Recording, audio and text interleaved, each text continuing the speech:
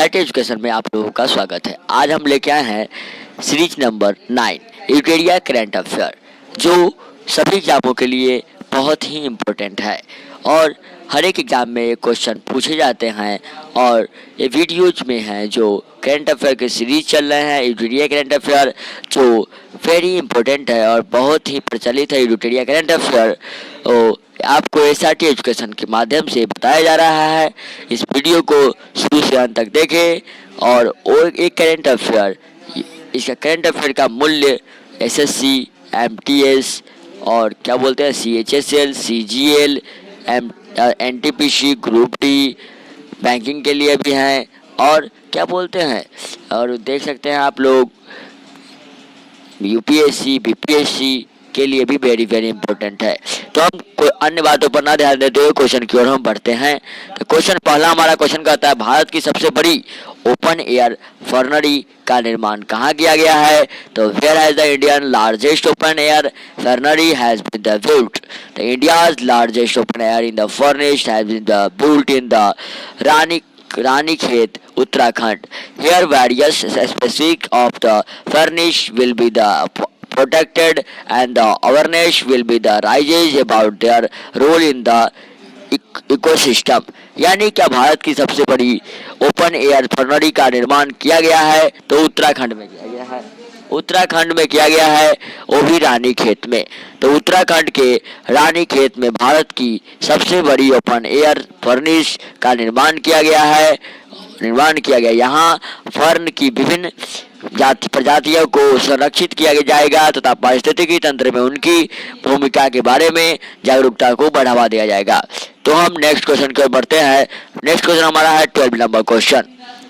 कहता है, क्या छात्रों की भाषा संबंधी बाधा को दूर करने के लिए किस संस्थान द्वारा प्रोजेक्ट उड़ान को लॉन्च किया गया है?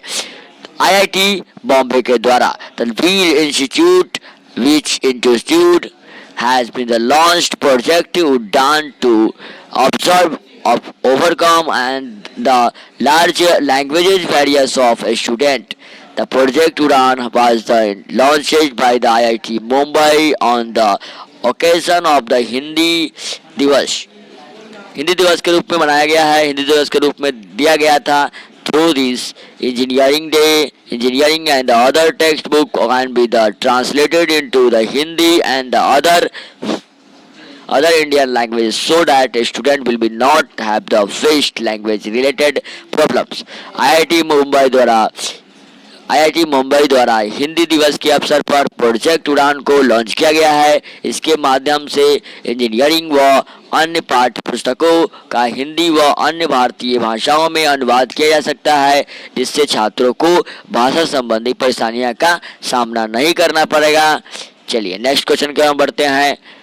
30 नंबर क्वेश्चन कहता है, क्या 30 नंबर क्वेश्चन और भी यूटेरिया करंट अफेयर के क्वेश्चन है।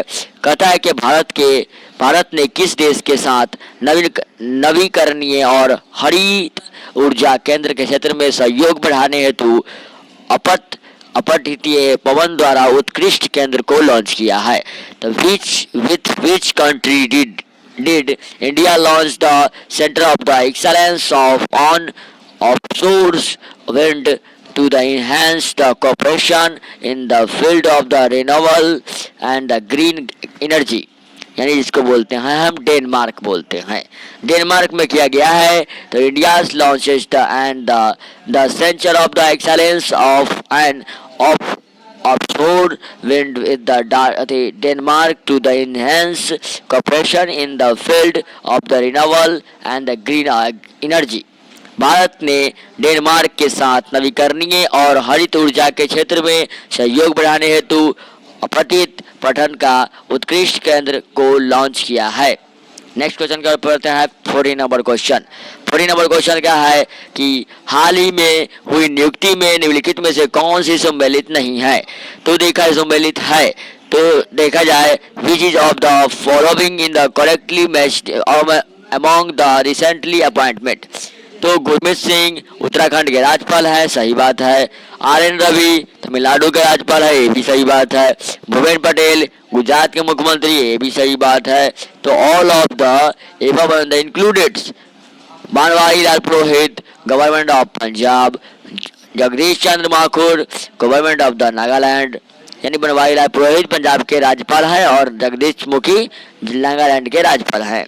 नेक्स्ट क्वेश्चन हमारा 15 नंबर क्वेश्चन कहता है क्या सितंबर 2021 में भारत राष्ट्रीय अभ्यास जयपुर 2021 का आयोजन किस देश में किया गया है? तो किया गया है रूस में।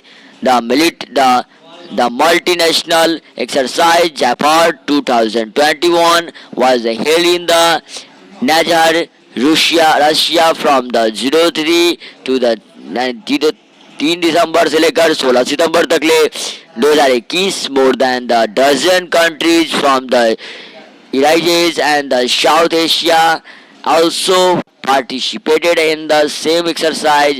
Indian Army contingent also participated in this the multiple nation exercise. The जापाड 2021 बहुराष्ट्रीय अभ्यास 3 सितंबर से लेकर 16 सितंबर 2021 तक रूस के निजनी में आयोजित किया जाएगा। यूरोपीय और दक्षिणी एशिया के दर्जन से अधिक देश भी इसी अभ्यास में भाग लिया है। भारतीय सेना दल ने भी इस बहु राष्ट्र अभ्यास में भाग लिया है। नेक्स्ट क्वेश्चन हमारा क्या कहता है 16 नंबर कहता है केंद्रीय पर्यावरण वन एवं जलवायु परिवर्तन मंत्रालय द्वारा लॉन्च किया गया प्राण पोर्टल का संबंध किससे है? द प्राण portal launch by the union minister of the environment forest and the climate change in the related, यानी वायु प्रदूषण के नियमन से the regulation of air pollution. The प्राण portal was the launch in the 132 cities of the country by Union Minister of the Forest and the Climate Change Bhupendra Yadav. Its purpose is to the regulation air population or to the exam efforts being made toward the improving air qualities, यानी केंद्रीय one एवं जलवायु परिवर्तन मंत्री भूपेंद्र यादव द्वारा देश की 132 शहरों में प्राण पोर्टल को लॉन्च किया गया है। इसका उद्देश्य वायु प्रदूषण का नियमन करना या वायु गुणवत्ता में सुधार की दिशा में किए जा रहे प्रयास की जांच करना। नेक्स्ट क्वेश्चन और 70 नंबर क्वेश्चन कहता है क्या हाल ही में किस राज्य सरकार द्वारा बाजरा मिशन की शुरुआत की गई है? Recently millet mission has been started by the state government of Chhattisgarh to help to the protected against heats disease lovers and the bad closely liver beneficial in the toxic farming bodies, preventing type 2 diabetes, preventing one set of the breast cancer, effective in the reducing blood pressure.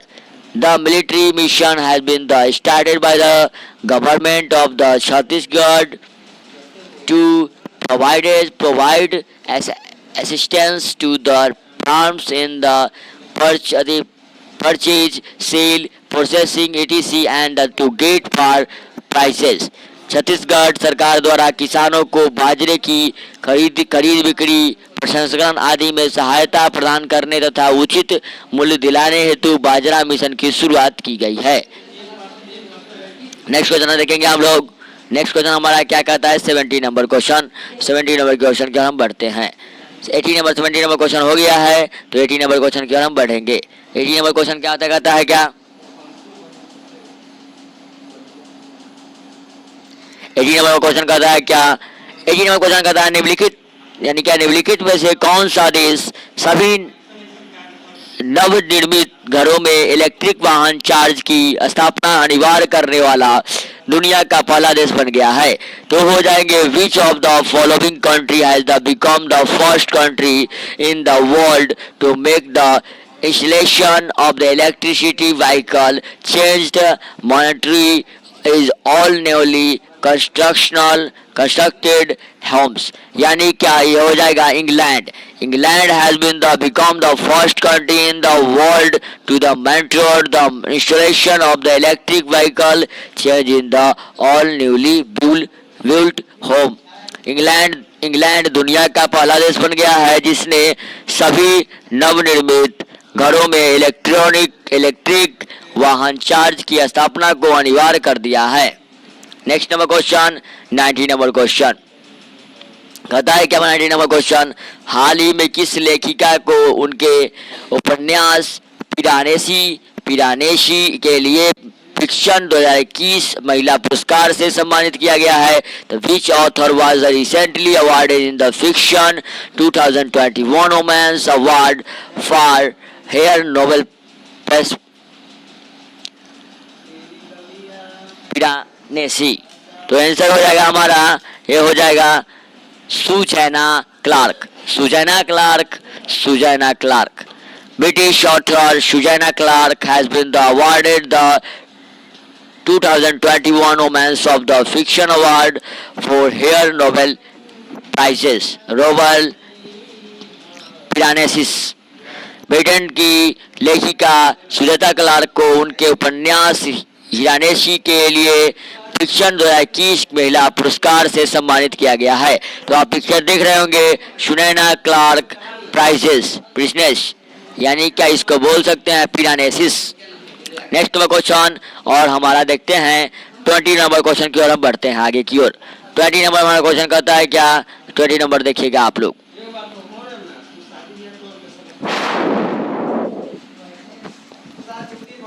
20 number question कहता है कि हमारा कि हाल ही में किस देश ने हवा से कार्बन डाइऑक्साइड सोखने वाला दुनिया का सबसे बड़ा संयम ओकार संयंत्र स्थापित किया है. तो which country has recently set up the world's largest plant Orca plants to the absorb carbon dioxide from the air. यह हो जाएगा आइसलैंड. यानी आइसलैंड ने the world largest plant to the absorb carbon dioxide from the air. The Orca plant has been installed in the acclaimed. These plants will absorb 4,000 tons of the CO2 annually. यानी कि 4,000 ton जो है यह carbon dioxide को सोखेगा. तो Iceland में हवा से कार्बन डाइऑक्साइड सोखने वाला दुनिया का सबसे बड़ा संयम ओकार संयंत्र स्थापित किया गया है. यह संयम प्रति वर्ष 4,000 टन CO2 सोखने का दावा करता है. नेक्स्ट नंबर क्वेश्चन और 21 नंबर क्वेश्चन की ओर हम बढ़ेंगे. 21 नंबर हमारा क्वेश्चन कहता है क्या, देखिएगा. 21 नंबर क्वेश्चन हमारा कहता है कि हाल ही में शांति मिशन 2021 संयुक्त सैन्य अभ्यास का आयोजन किन देशों के मध्य किया गया. तो between which the countries was the joint military exercise Peaceful Mission 2021 organized recently.